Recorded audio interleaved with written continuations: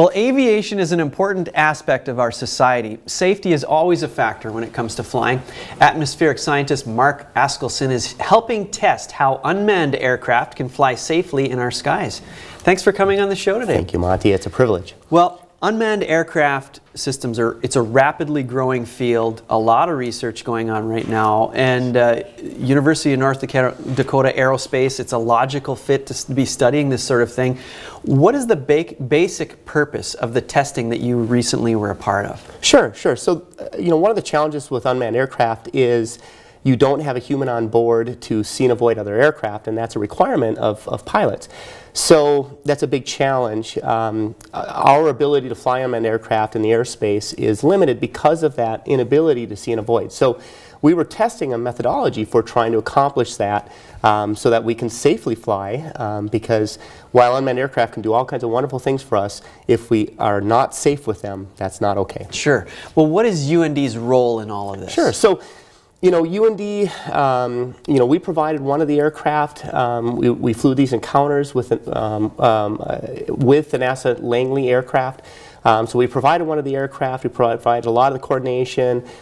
We've developed algorithms for testing basically ran algorithms and said, these algorithms will say, okay, these aircraft are getting close. I don't like this. Let's move here to deconflict the aircraft. So we had a multifaceted role in the project. Okay.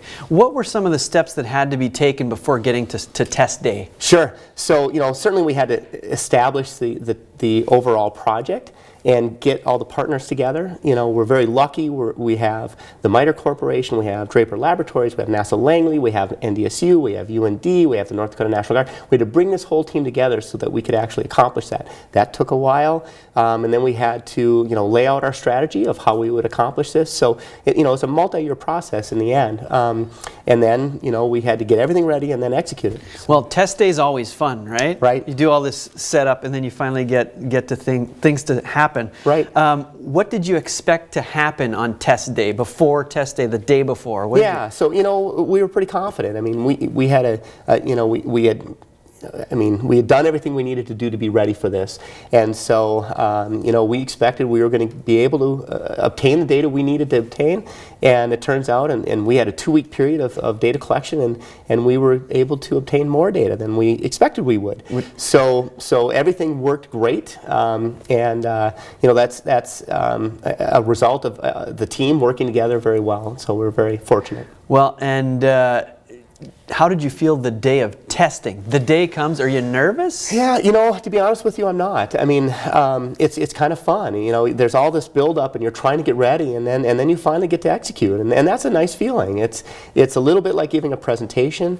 You do a lot of work to get ready for it, and finally you get to do that, and that's a good day. Well, we have some video of you doing the testing. Kind of walk us through what was being tested here. Sure. So we're testing algorithms that are intended to sense where our aircraft are relative to your aircraft and identify when you may have a conflict.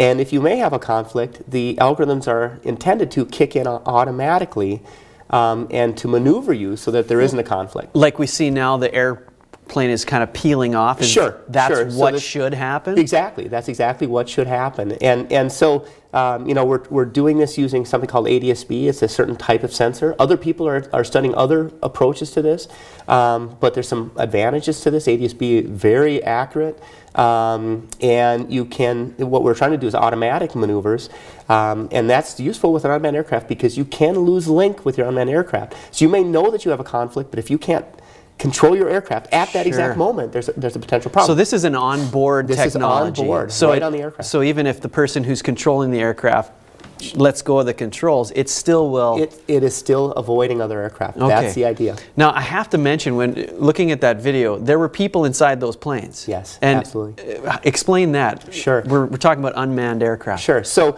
what we did is we flew encounters, and what we did is we kept the aircraft separate altitudes. So there was no way we could ever be at co-altitude and actually have a collision risk.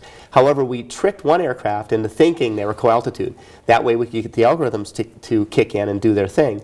But the NASA aircraft, UND provided one aircraft. The NASA aircraft is a surrogate UAS, which means that the pilot can flip it into UAS mode and it flies like an unmanned aircraft. However, the pilot is still on board, can see and avoid, and can basically keep that flight safe and follow all of the flight rules, all of the applicable flight rules. And, Sure. so it's a safe test, but you can get your data. So it's both an unmanned and a manned It's aircraft both in one. unmanned and manned. Sure. Right. Okay. And what is the biggest thing that you found out during this testing period? Well, we're still analyzing the data to see how well the algorithm performed. Obviously, we were able to watch them in real time and see them do some very good things.